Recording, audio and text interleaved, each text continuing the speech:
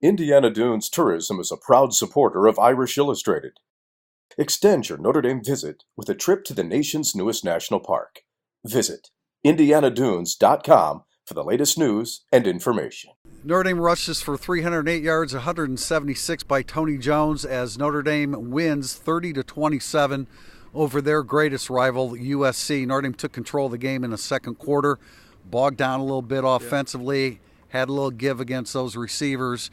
But when they needed the big drive, Ian Book led that drive and led Notre Dame to the victory. And prior to that 75-yard drive, catching with a touchdown, they had 4 long drives where they got field goal, nothing, and field goal. And that's why the game was close at the end. But, boy, credit to Book, Chip Long, and the offensive line all day long.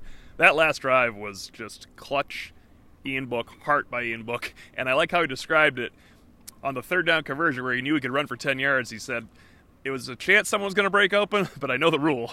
Go to the sticks at that point. It was his best drive of the day when they needed it.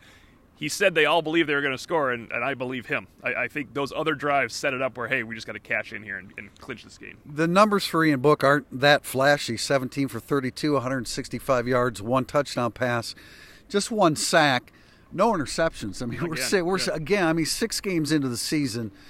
He has just 2 interceptions. One of them probably wasn't really his fault per se, but he's done a good job of managing things. And then, the offensive line, 4 games ago, we're talking about offensive line that's really struggling. And Brian Kelly talked about the 2 deep that USC insisted on playing, which means that, we joke about hats in the box, but they looked at that and evaluated it, and they hammered at least individually a very talented USC defensive line. That was the difference in the game, the adjustment of, Brian Kelly mentioned, we hit him for 1 to start the game, and that was the sideline throw to Chase Claypool, and he believes they decided that's not how this game's going to go, so they're going to play 2 deep.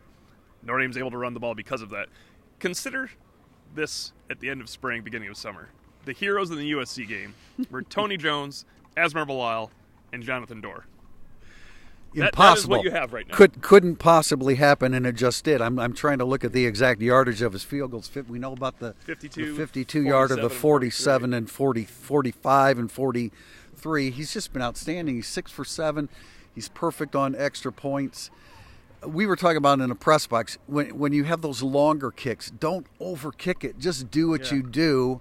And that's what Jonathan Dorr did. I thought the 43-yarder was the hardest because he already hit 2 that you're not necessarily expected to hit. You have to hit that one to be clutch, quote-unquote. If you miss it, they forget the other ones.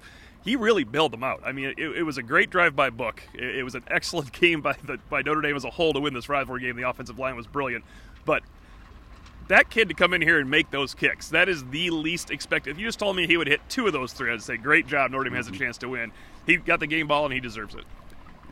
You can only contain their receivers for so long, and it was just a matter of time before they broke loose. St. Brown was good again, but Brian Kelly said contain Pittman because Pittman was a true deep threat, and they did a really good job of limiting his stuff to find it 4 catches for 29 yards.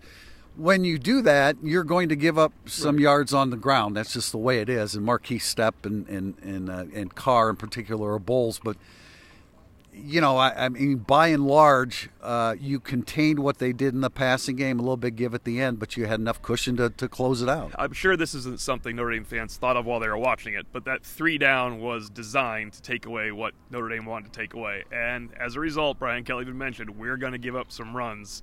He didn't believe the USC running game could beat them, and it although it looked impressive the way Stepp ran, it didn't. It wasn't going to beat them. His goal was to take away Pittman. They probably would have taken away Vaughn's if not for those 2 beautiful catches. He's just a great athlete at the end. And then St. Brown makes a fantastic play. You have to take those guys away as much as you can, and they did. It's similar to last year where they let them dink and dunk, and they knew that wouldn't beat them. It's not always pleasing for a Notre Dame fan to watch that, but the bottom line is that Notre Dame comes away with a 30-27 victory over USC, their 3rd in a row over USC, a bye week coming up. But Notre Dame now, really in the last 4 games, looks like a legitimate top 10 team.